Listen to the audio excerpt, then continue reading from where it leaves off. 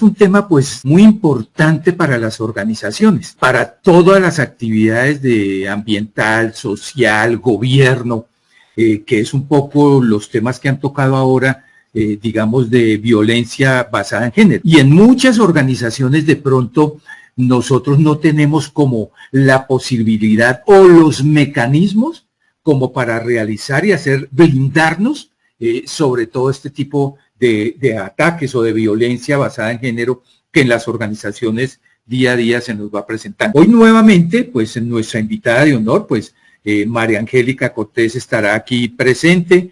Ella pues ha preparado una charla bien interesante. Buenas tardes, Osvaldo, todo muy bien. Muchas gracias. Bueno, me alegra. No, pues me alegra que estés por acá, que nos hayas recibido esta invitación. Has participado acá anteriormente con muy buenos comentarios, entonces pues bienvenida, esta es tu casa y sabes que para cualquier otro tema es bien interesante. Nos trataste un tema de derechos, digamos que va a haber ahora todos esos temas de debida diligencia en una conferencia que nos diste de una ley que va a estar próxima a salir, entonces bien interesante que seguramente te vamos a pedir el favor de que nos apoyes cuando eso sea toda una realidad, pues para que las empresas también vuelvan, conozcan, pero este tema que tú planteaste hoy, pues es bien interesante para que las empresas validen sus metodologías, ¿sí? Validen sus metodologías, tengan algunas herramientas de pronto para que puedan decir esto sí realmente, y es importante, como tú lo mencionas, o lo vas seguramente a mencionar, cómo el gobierno de la entidad tiene que estar pendiente de todas estas situaciones, ¿te parece? Entonces, pues, tú eres la que sabes, yo te dejo acá y aquí voy a estar muy pendiente de las preguntas y todo eso, entonces bienvenida. Sí nos gustaría que nos volvieras a contar tu actividad, lo que haces y todo, y ya con eso yo te dejo acá. Bueno, muy bien. Perfecto, si eres tan gentil, habilítame la posibilidad de compartir pantalla. Dale. Entonces, aquí... convertir en organizador, sí. Dale a ver si ahí estás. Listo. Vamos a ver por acá.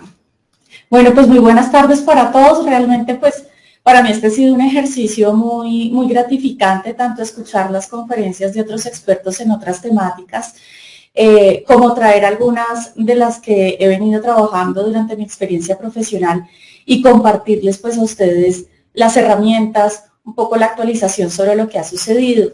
Como les comentaba o me pedía Osvaldo que me volviera a presentar, pues yo soy María Angélica Cortés, yo soy abogada del Externado de Colombia, tengo una especialización en Derecho Administrativo de la Universidad del Rosario, otra de Gerencia de Instituciones Educativas en la Universidad de Chile, una maestría en Regeneración y Desarrollo Sostenible y estoy cursando un doctorado en Derecho Público.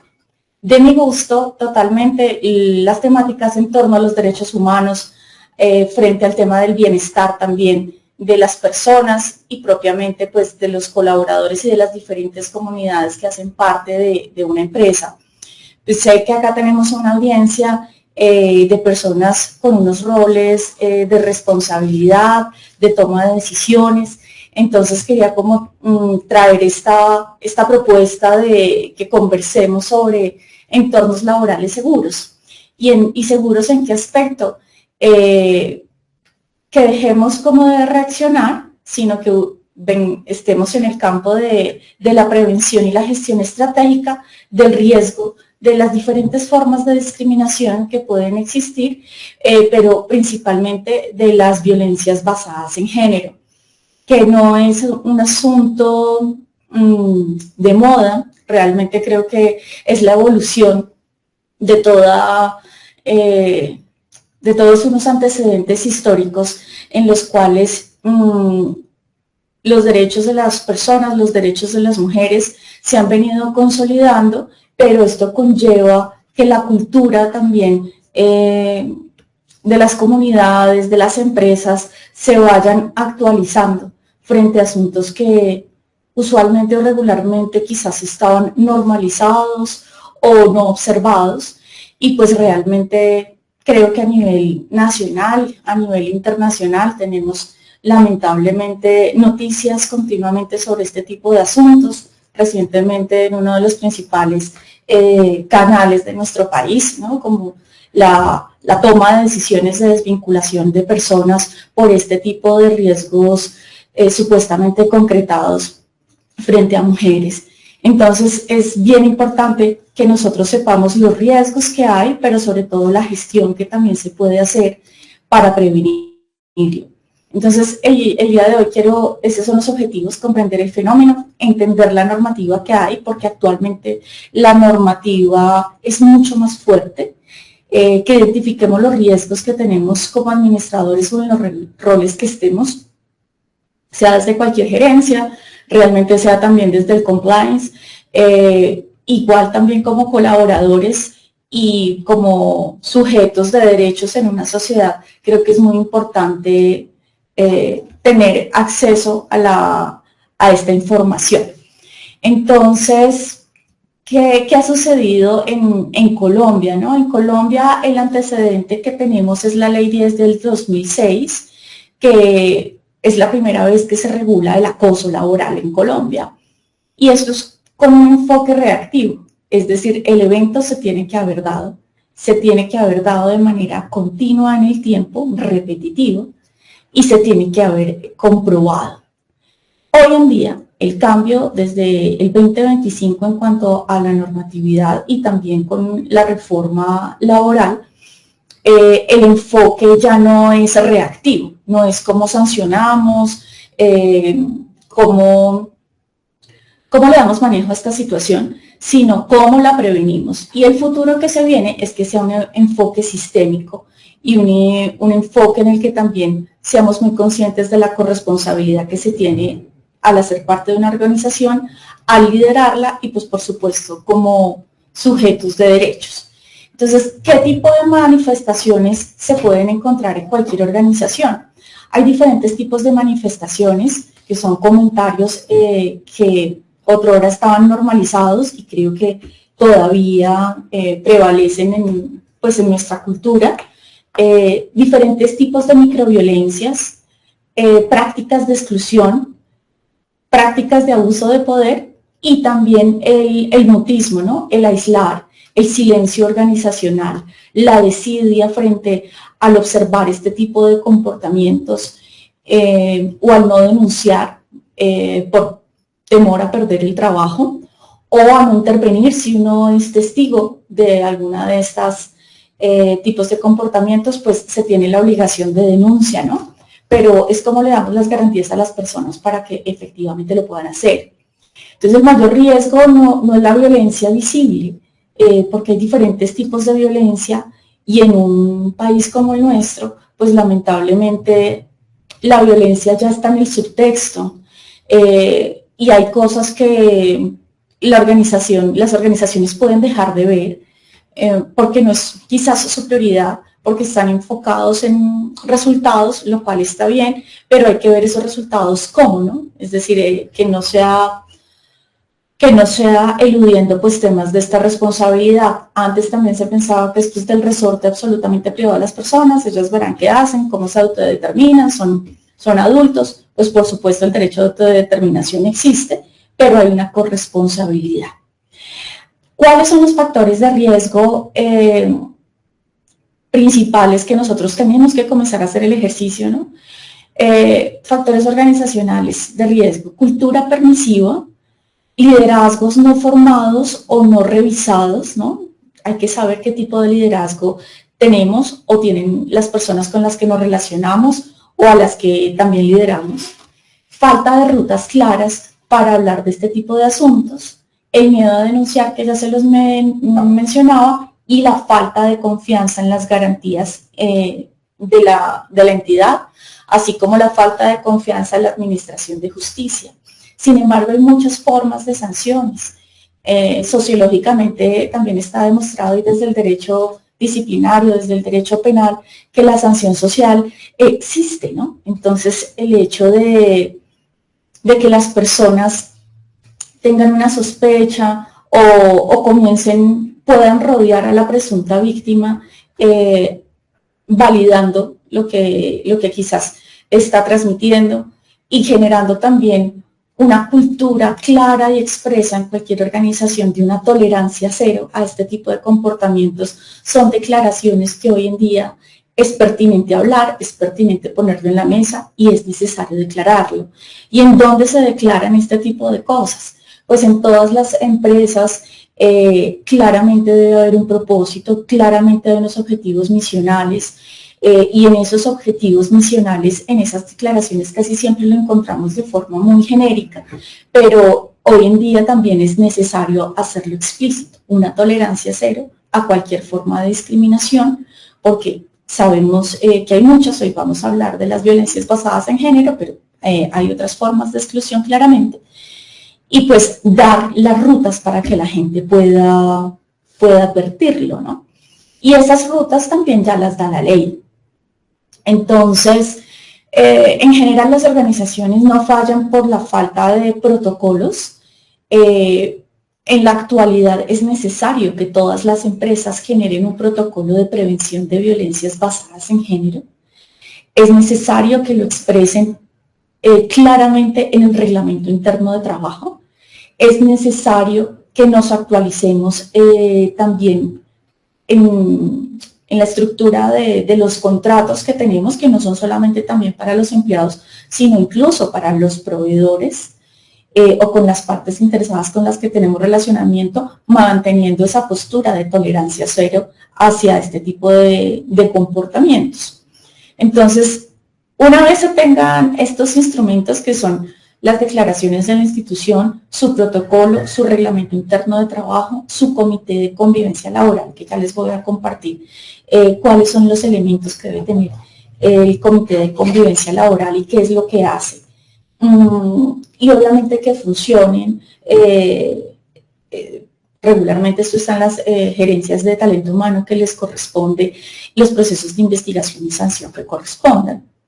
O si se tiene noticia de que no sé, quizás la sociedad con la que estoy trabajando, el proveedor con el que estoy trabajando, se ha demostrado y es de público conocimiento que ha tenido este tipo de prácticas, también la empresa puede tomar una postura sobre, ¿sabe qué? Yo no quiero relacionarme de esta manera con una empresa que tenga tolerancia o decidida frente a estos temas.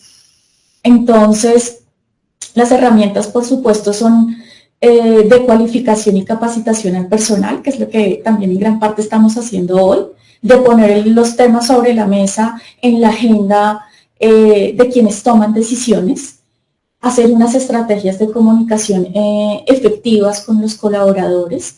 Y yo pienso que también, aunque estos son temas espinosos, también tener una postura muy clara, que eso también ayuda mucho a que la empresa también va a actuar si esto se está usando en retaliación hacia alguien, porque lamentablemente es común que en ocasiones hayan señalamientos de este orden que no hayan sucedido y que se están poniendo en riesgo la honra, el buen nombre y pues por supuesto toda una carrera profesional de los presuntos victimarios, ¿no?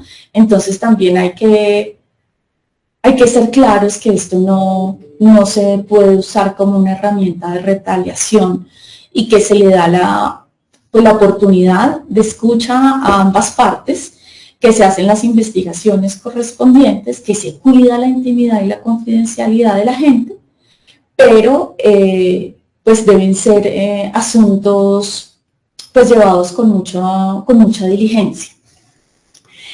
Entonces, además de tener esos protocolos, nosotros debemos tener pues las rutas, ¿no? Las rutas de atención. ¿Qué es lo que acá involucra a las empresas, como lo decía Osvaldo? Sin lugar a dudas, la gobernanza. Desde el liderazgo, desde la toma de decisiones y desde la responsabilidad directiva, hay que hacer un abordaje de esto en la agenda que se tenga en la organización. Desde el talento humano, en temas de cultura organizacional, formación, corresponsabilidad en temas pues de liderazgo y obviamente dar las rutas para que las personas puedan hablar con garantías. Si estamos desde un frente de compliance, lo que debemos tener la lupa puesta es preguntarnos, ¿existe mi protocolo? ¿Está en el reglamento interno de trabajo? ¿Esto tiene comunicación a la gente? ¿Hay rutas claras de atención? Y además de eso, ¿cómo lo acompañamos y hacemos el seguimiento? La gente que va a tratar estos temas tiene un acercamiento o una capacitación para esto. Eso es muy importante también en manera de acompañar desde el compliance. Y pues sin duda, para la responsabilidad social de cualquier empresa, esto tiene efectos en la coherencia de lo que dice que es una organización, en el impacto también de su gestión, y obviamente es un riesgo reputacional enorme, el cual yo creo que es pues evidente. ¿Cuáles son las herramientas prácticas que habíamos anunciado con Osvaldo? Debe haber sistemas de alertas tempranas, ¿no? Es decir, ¿cuáles son las señales de riesgo que se van a observar desde las personas especializadas que deben encargarse de esto desde una gerencia de talento humano, pero también la alta dirección debe saberlo, que entendamos nosotros como señales de riesgo? ¿Nuestros canales son o no son confidenciales? ¿Cómo podemos garantizar eso para que la información no se filtre? Y cómo nosotros vamos a socializar estas temáticas para que haya una prevención y una aproximación de estos conceptos. Cuando hablamos de esas rutas claras, esas rutas deben ser, obviamente se puede manejar desde un correo electrónico que sea de exclusivo manejo de la persona responsable, pero además de eso debe haber una facilidad para el acceso, una visibilidad de cuál es la forma en que me van a atender en este tipo de asuntos. También hablarle claramente, si presuntamente se está siendo víctima de una persona con poder de alto toma de decisiones, de alto nivel en la organización, si es un directivo, que también expresamente la gente sepa pues que esta persona se va a excluir del proceso de investigación y la empresa de forma general va a tomar las medidas para poder escucharle. Eso es lo que da confianza. Hay un tema muy importante también como herramienta, además del sistema de alertas tempranas, de unas rutas claras, de intervenir la cultura organizacional. También hay herramientas que ayudan mucho mediante la pedagogía, mediante la lúdica, poner y ejemplificar lo que ya no es aceptable, ¿no? En materia de lenguaje, en materia de comportamientos. Acá no necesariamente se concreta el acoso sexual laboral cuando hay un acceso carnal violento, ¿no? Se consuma simplemente con un comportamiento, y ya no tiene que ser reiterado en el tiempo, puede ser y constituye acoso. Entonces también esto nos va a traer inconvenientes y temor de cómo nos relacionamos, ¿no? Porque si quizás la manera en como uno habla o como mira o como, entonces cómo nos vamos a comunicar, y la comunicación es fundamental en una organización. Entonces también es como aterrizar un poco lo que realmente no es admisible. La otra herramienta es el seguimiento y la no repetición. Es decir, esto que demuestra que hay un aprendizaje de la organización sobre el asunto, que hay una trazabilidad de los casos y que hay una mejora continua. Si ya se sabe que ciertas condiciones facilitaban que este tipo de asuntos se dieran, pues qué decisiones se han tomado. Entonces, realmente no solamente es en la denuncia, sino también es en la prevención, en la atención y en el acompañamiento, en el seguimiento sobre pues, este tipo de asuntos. Una pregunta, María Angélica, que nos hacen acá, y perdón, te interrumpo ahí sobre eso. Maravilloso, porque yo no veo las preguntitas, diseño a ti. Dale, tranquila. Nos dice Aurora, bueno, la empresa es responsable por temas, digamos, de sanación, en el sentido, me figuro yo, de que si se dio el hecho, si hubo un tipo de violencia o algo, ¿qué responsabilidad tiene la empresa para con ese colaborador que tuvo este evento? ¿Hay alguna reclamación o tema de sanación, llamémoslo así, dice ella? Entiendo, esto tiene el enfoque de la reparación, ¿no? La responsabilidad penal es personal. ¿no? La persona, el sujeto que comete el hecho contra el otro, va a responder personalmente como un tipo penal acerca de lo que haya cometido y se haya comprobado. ¿Qué responsabilidad le cae también a la empresa? Sí. En el hecho de que no haya actuado con oportunidad. Y acá ahora la normatividad que les voy a contar ya establece el tiempo en el que se debe actuar, son 5 días hábiles. Ya. La empresa debe mostrar diligencia en que está atendiendo el caso y en que está denunciando, porque hay un deber de denuncia y se denuncia ante la Fiscalía General de la Nación o dependiendo del asunto, ahí ahorita les voy a contar en dónde. Entonces, ahí es muy importante que la empresa pueda demostrar eso, que también es muy importante que la persona que se haya comprobado que es víctima se proteja en su trabajo, se le proteja su intimidad y además de ello se le den unas herramientas y unos planes específicos para esa persona en acompañamiento psicológico que también lo debe proveer la ARL. Acá también vamos a hablar ahorita del alcance de la ARL porque también es del resorte de su responsabilidad si el asunto ha sucedido en el escenario laboral. Entonces, ¿qué hace la empresa? Protege a la persona, le garantiza un debido proceso, también hay un deber de denuncia, no la expone, pero al saber que esto está sucediendo, le garantiza que pueda seguir trabajando. Y en los temas de salud mental, puede tener, obviamente, o debe tener como un alcance desde talento humano en cómo vamos a apoyar a esta persona con la ARL para que pueda transitar pues el episodio que haya vivido. Claro. ¿Sí? Listo, entendido. Sí, señora. Clara la pregunta. Y a la pregunta que también nos hacía ella, ¿qué pasa cuando la institución no lo hace, la empresa no lo hace? Pues ahí vienen las sanciones económicas para la empresa, ¿sí? Ya. Sí, son sanciones bien importantes, pueden llevar también a una visita del Ministerio de Trabajo mediante sus figuras de inspectores y se pueden incluso clausurar la operación de una institución. Mientras se hacen diagnósticos, mientras se entiende qué sucedió. Entonces esto sí o sí tiene una afectación directa en la operación de una institución y en la reputación, que levantarse de esto también es complejo, ¿no? Y también lleva un tiempo y unos costos. Gracias. Entonces, no, con el mayor gusto. Bueno, acá un poco en la presentación, pues lo decía al comienzo, esto es un contexto global. Hemos visto casos, pues fenómenos como el Me Too en la industria cinematográfica pues, en Estados Unidos, y esto después ha sido un fenómeno mundial. Casos muy lamentables de violencias en Europa. Bueno, esto realmente es una realidad mundial, ¿no? Esto es un poco lo que les decía, ¿no? ¿Cuál es la clave para nosotros? Cambiar el paradigma y sentirnos protagonistas de esto. No buscar solamente un área que por allá se encarguen de estos chicharrones, no, hacernos cargo, hablarlo, y ya no desde una perspectiva reactiva, sino preventiva, y tenerlo en la agenda para que esto se vaya convirtiendo en una gestión estratégica. Acá ya les habían hablado de la Ley 10 del 2006, y estas son como la normatividad completa, siendo la más fuerte la reforma del 2025.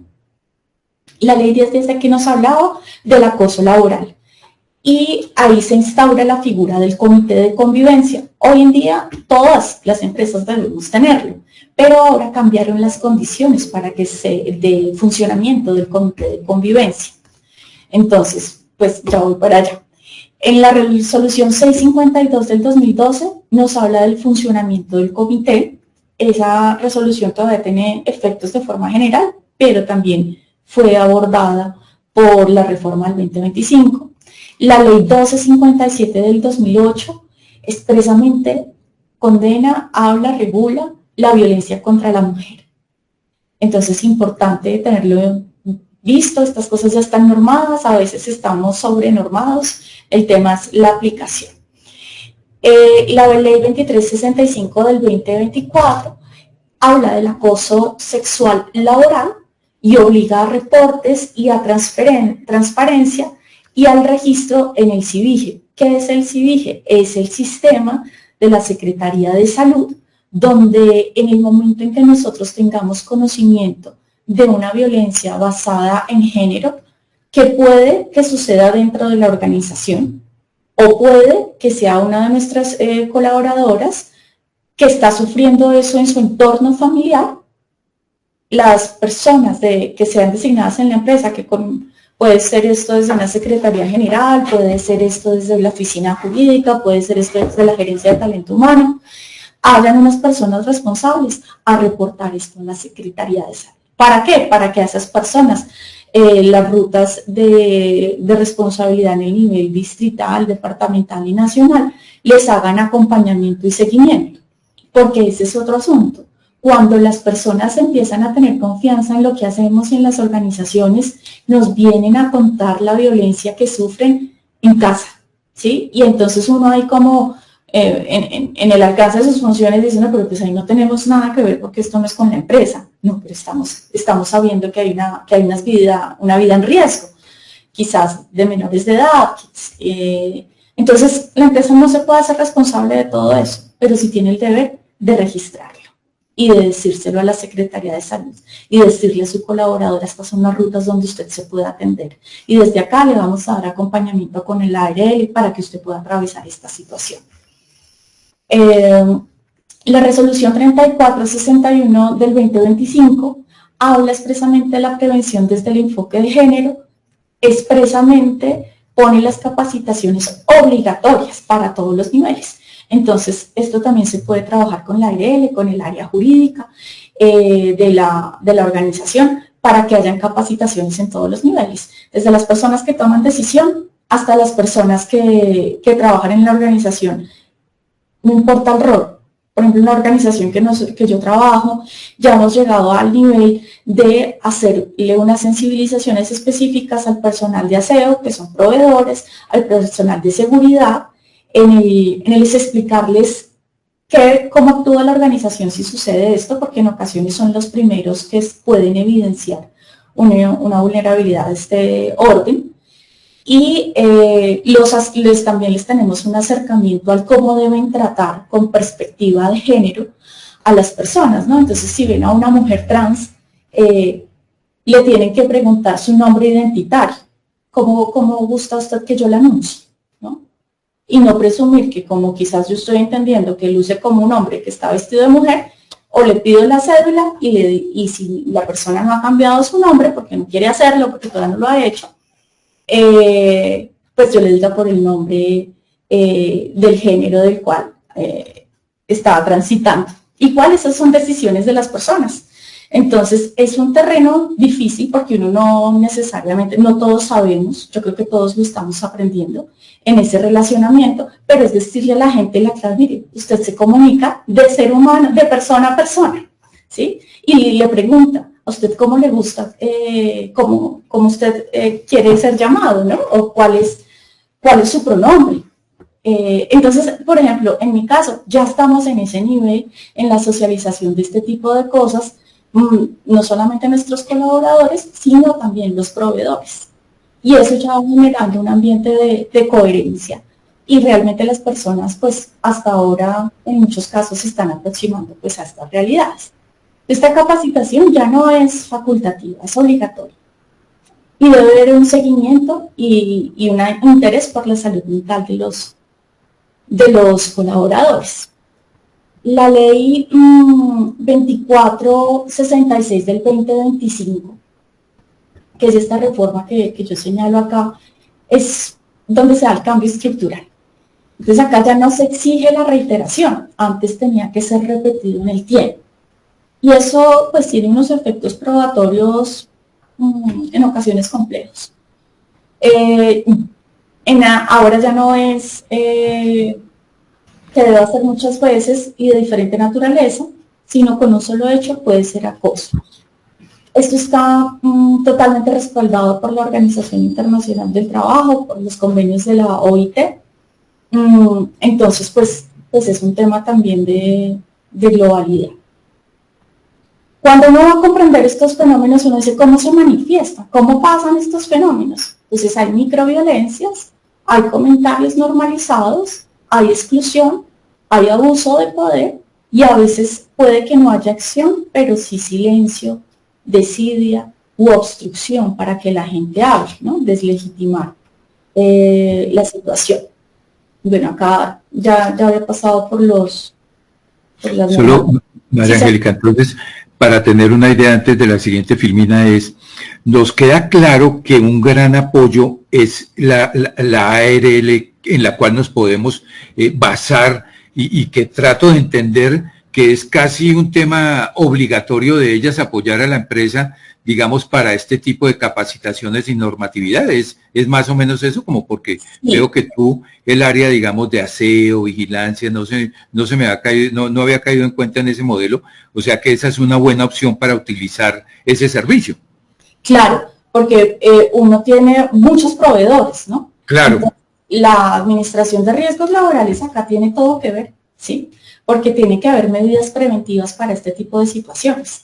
Entonces, si hasta ahora estamos entrando a abordarlo, pues no está de más una asesoría jurídica con alguna persona que haya trabajado estos temas, que haga un plan de trabajo y los acompañe para que prontamente todas las medidas indispensables se encuentren. ¿Qué hacemos con la pregunta que nos hacían inicialmente? ¿Cómo acompañamos para que la persona se recupere, se siente? Pues ahí hay la salud física y la salud mental van de la mano de la ARL. En temas de otros proveedores es también tomar medidas para que el personal nuestro o nuestros clientes no estén en riesgo en el relacionamiento con esas personas que de pronto no tienen todavía tanta fortaleza en el conocimiento de estos asuntos. Pero no es, la responsabilidad de la empresa, es del área de talento humano y es del consejo directivo, de la junta, revisar que estemos actualizados en la normatividad de la institución, que en las declaraciones de la institución, de la empresa haya cero tolerancia y se diga, esta va a ser la ruta donde la gente va a denunciar y vamos a comenzar, o que quiera hablar, y lo vamos a hacer de forma confidencial y le vamos a hacer una campaña de comunicación a esto.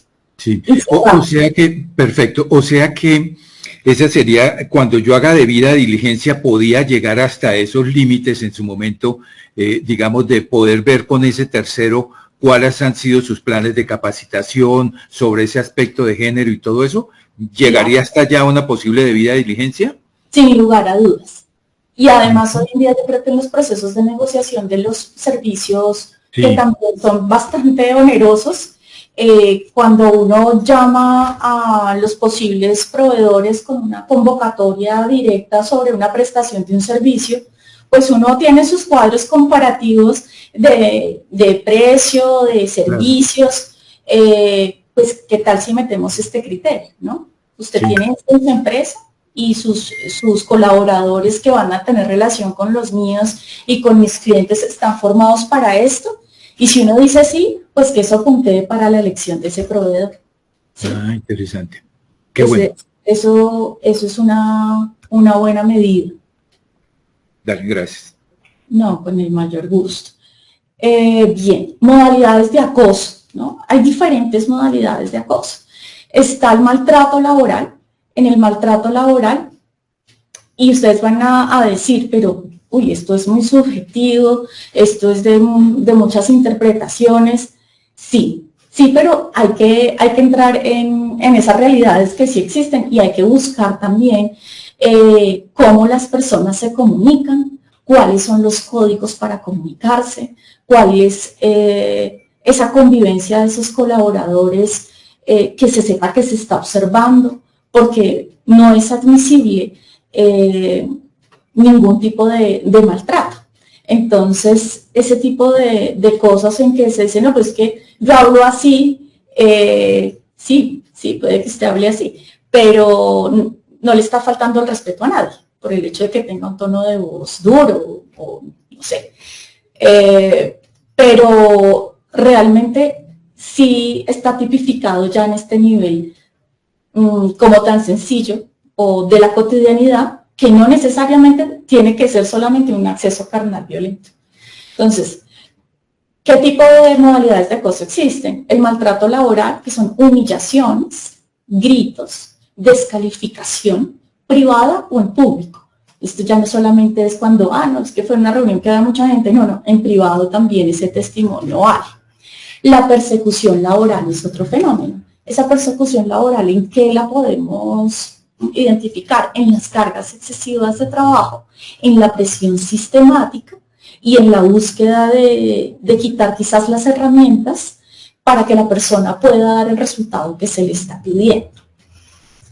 El otro tipo de acoso es la discriminación laboral. Discriminación tangible por asuntos como género, por edad, porque hace parte de una comunidad, porque tiene alguna situación de discapacidad física o cognitiva. Ese tipo de discriminación también hoy en día tiene cómo probarse y debe ser de abordaje desde este frente. El otro tipo de acoso es el entorpecimiento laboral, ocultar información, obstaculizar funciones, dar instrucciones contradictorias para que pues, finalmente la persona no tenga cómo dar el resultado que se le está pidiendo.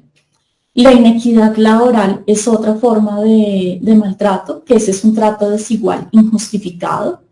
Y la desprotección laboral, que es poner en riesgo al trabajador. Y entonces, ¿cómo lo ponemos en riesgo? Olvidándonos del sistema de seguridad y salud en el trabajo, olvidándonos también de los temas de prevención en temas de ergonomía, en los temas básicos que se trabajan en la seguridad social. Esa desprotección laboral, o que no están afiliados a la ARL, o que yo le niego sistemáticamente las vacaciones a una persona, o por ejemplo hoy en día con la reforma laboral, los permisos, ¿no? Los permisos para ir a las citas médicas. Los permisos a las citas médicas, sí puede la institución decir o la entidad decir, no es posible dárselo en esta ocasión, ¿sí? Pero ya no es necesario, es decir, ya no es posible que el colaborador tenga que reponer el tiempo de trabajo de cuando fue una cita médica, ¿sí? Opera casi igual que, por ejemplo, un asunto de luto, o ahorita que estamos en votaciones, pues el derecho a ejercer el voto, cuando eres jurado de votación, eso es algo que la empresa no se lo puede negar. La persona tiene que reponer el tiempo porque está ya todo lo contrario, tiene derecho a un goce y un disfrute por ejercer sus derechos electorales. Pero es bien importante que tengamos en el radar que desde este año no podemos solicitarle a las personas que repongan el tiempo por ir a una cita médica. Uh-huh. Ahí hay otra pregunta y me parece interesante.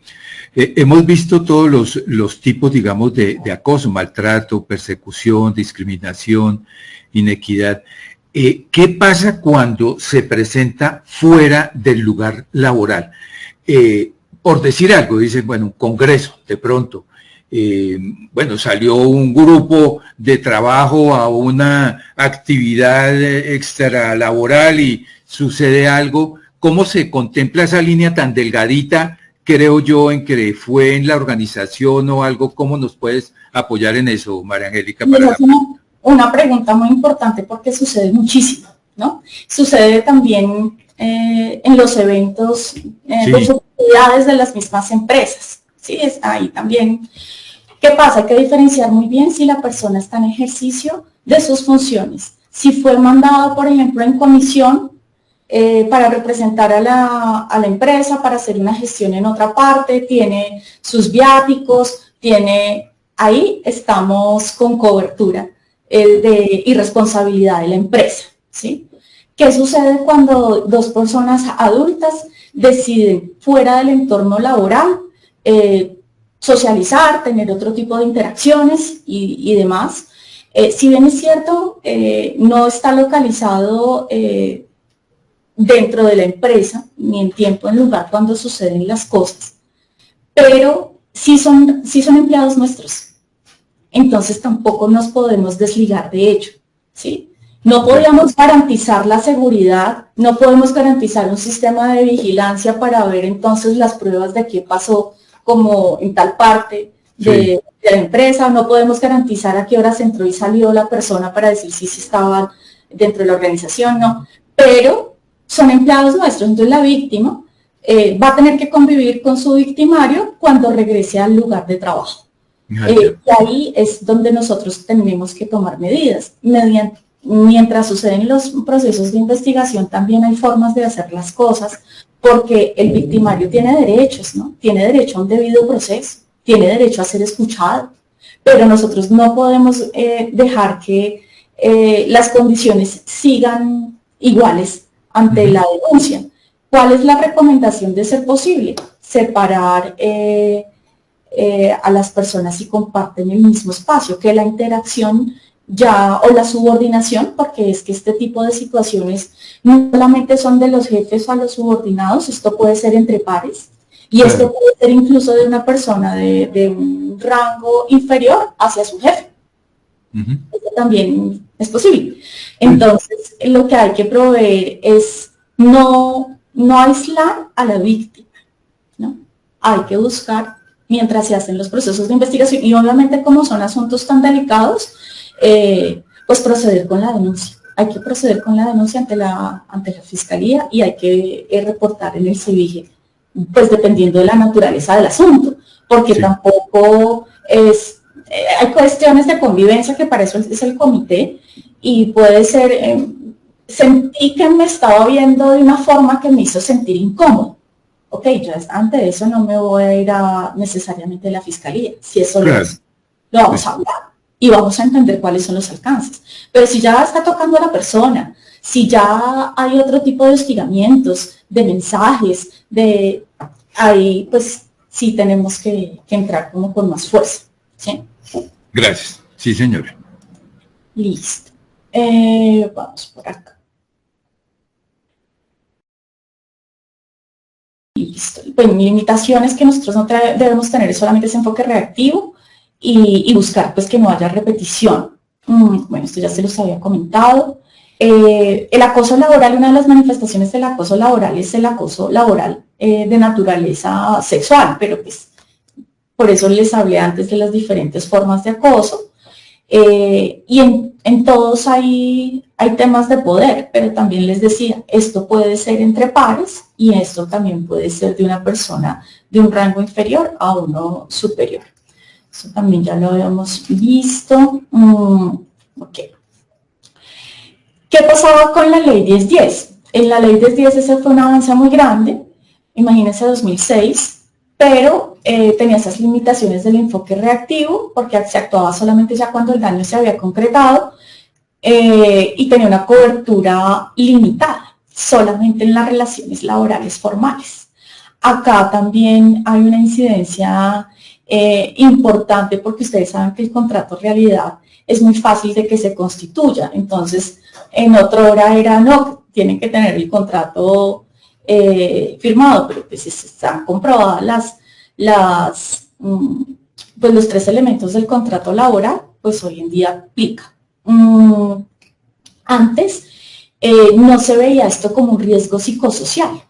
Hoy en día sí debe estar mapeado por las gerencias de talento humano como un fenómeno de riesgo psicosocial. Entonces esa ley 1010 creó el sistema, pero no logró como prevenir el fenómeno. Entonces estos son los cambios que yo les he venido contando. En el 2025 es cuando damos un salto estructural con esta ley 2466, con un enfoque de trabajo digno, igualdad, prevención y una revisión al cumplimiento de los derechos humanos en materia laboral, que tiene que ver con lo que Osvaldo nos decía al comienzo de la otra ley que también está en curso, pero este es en temas laborales. Bueno, vamos a hablar entonces de los comités de convivencia laboral. Esos comités de convivencia laboral antes no tenían como tanta exigencia como hoy. Hoy en día es necesario que exista en cualquier empresa que tenga más de trabajadores, más de 10 trabajadores. Entonces, creo que en su mayoría. Acá ya lo hablamos un poco, nos anticipamos frente al alcance de la ARL, que nos debe brindar una identificación de riesgos, capacitaciones, acompañamiento y atención a la salud mental de nuestros colaboradores. les quería comentar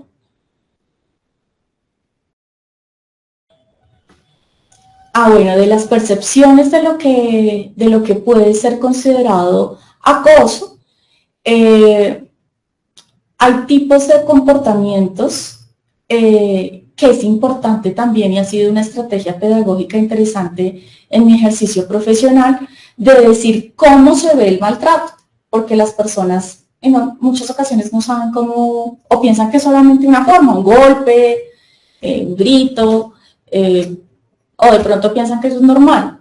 Entonces, el maltrato laboral se ve, es tangible con ataques directos a la dignidad, pero eso, ¿cómo se materializa? Con gritos, con insultos, con burlas, con humillaciones públicas o privadas. Entonces, es dejar de permitir o de callar con justificaciones como no, es que esta persona es de carácter fuerte y es así, como no tiene que respetar a todos como son. No, eso es violencia y es inadmisible. ¿Cómo se ve, por ejemplo, en la persecución laboral? Esa presión sistemática para desgastar se ve, por ejemplo, como metas imposibles de lograr, carga excesiva de trabajo, contradicción en las orientaciones y una vigilancia constante que genera ya un efecto en la persona de sentirse observada, pero a un nivel de hostigamiento. Acá lo que sucede es que no se están buscando resultados, sino se está buscando desgastar a la persona. En la discriminación laboral, ya lo habíamos visto, pero acá, por ejemplo, lo hago explícito, ¿no? Los temas de embarazo, los temas de orientación sexual, los temas del tiempo de la lactancia, insinuaciones sobre eso, quejas sobre eso, no sé, las sornas, las burlas, sobre ese tipo de aspectos, claramente estamos en discriminación. Bien. Yo te iba a preguntar, y te aprovecho acá, María Angélica, digamos que otro tema también de género y todo eso, ¿cómo se ve, digamos, los niveles en que la mujer puede participar en niveles más arriba de la organización? Eso es un tema que hay que analizarlo, pero ya que estamos en el tipo de violencia, digamos, de género, ¿llegaría a haber algo acá o definitivamente es otro tema y el gobierno corporativo lo tendrá que analizar en su momento? Es la posibilidad de que la mujer crezca en las organizaciones, el camino expedito que el gobierno corporativo da a ellas, ¿cómo lo podemos reflejar? ¿O no es un tema, que sé que es un tema importante, pero quería saber de a primera mano cuál es tu reflexión sobre esto?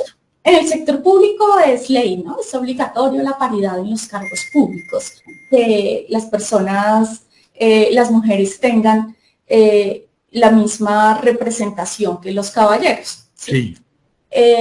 Y por supuesto, en las políticas de talento humano de las empresas y en las rutas de crecimiento laboral de los colaboradores, porque pues, en eso también hay metodologías, pues también debe ser claro cómo se promueve y cómo se permite que los cargos de toma de decisiones, que los procesos de ascenso, que tengan incluido con paridad de género, ¿sí? Es decir, esa es una muy buena práctica y eso también denota una coherencia, ¿no?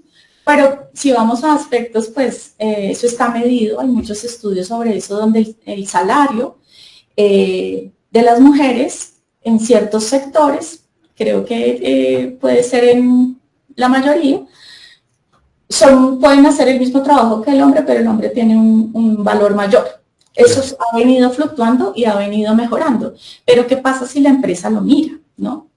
¿Qué pasa también con ciertos cargos que se denotaban que solamente eran para las mujeres, no? Solamente hay mujeres secretarias en mi organización, sí. O también hay caballeros, también hay jóvenes con esa oportunidad. Ese tipo de preguntas en la mesa de trabajo de la gerencia de talento humano y en lo que la institución también lo que la entidad declara y cómo en los procesos de selección, por ejemplo, puedo demostrar que en una convocatoria me llegaron, no sé, 70 candidatos, pero en el momento en que hago el filtro, yo le presento desde talento humano a quien toma las decisiones, paridad de género. Importante, ¿no? También hoy en día con la reforma laboral es importante contemplar porque hay un porcentaje específico de acuerdo al número de colaboradores que hay en una organización para vincular a personas con discapacidad. Sí. ¿Sí? Entonces, ese tipo de manifestaciones de inclusión deben estar expresas en la declaración de un reglamento interno de trabajo, en las políticas de talento humano de la organización, pero sobre todo en las prácticas que sean vivenciales, ¿no?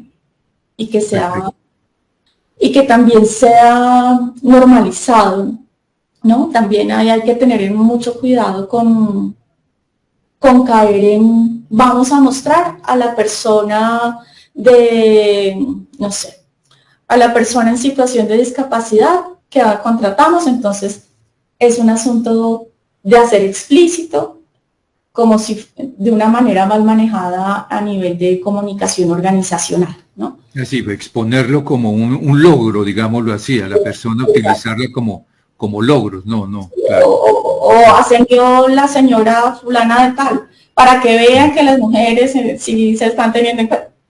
Ahí ya hay discriminación. Es decir, claro.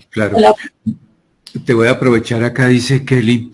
Buenas tardes. Si la empresa no actúa sobre las acusaciones, ¿qué otras opciones tienen los trabajadores? Bien. Los trabajadores activan el comité de convivencia. El comité de convivencia es el primer lugar dentro de la organización. Yo les quería como decir rápidamente, debe haber un número par de integrantes, representantes del empleador y representantes de los trabajadores. Los representantes de los trabajadores deben ser elegidos por los trabajadores y debe ser demostrado que fue un proceso democrático. Cada uno debe tener su suplente y deben estar capacitados.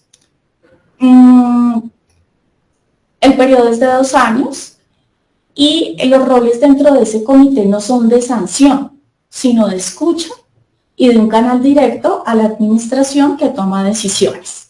Entonces, si ese comité de convivencia no existe, no es visible, no ha sido, sino los miembros de pronto han sido manipulados, pues realmente eso es algo que sí es muy fácil para el Ministerio del Trabajo evidenciar.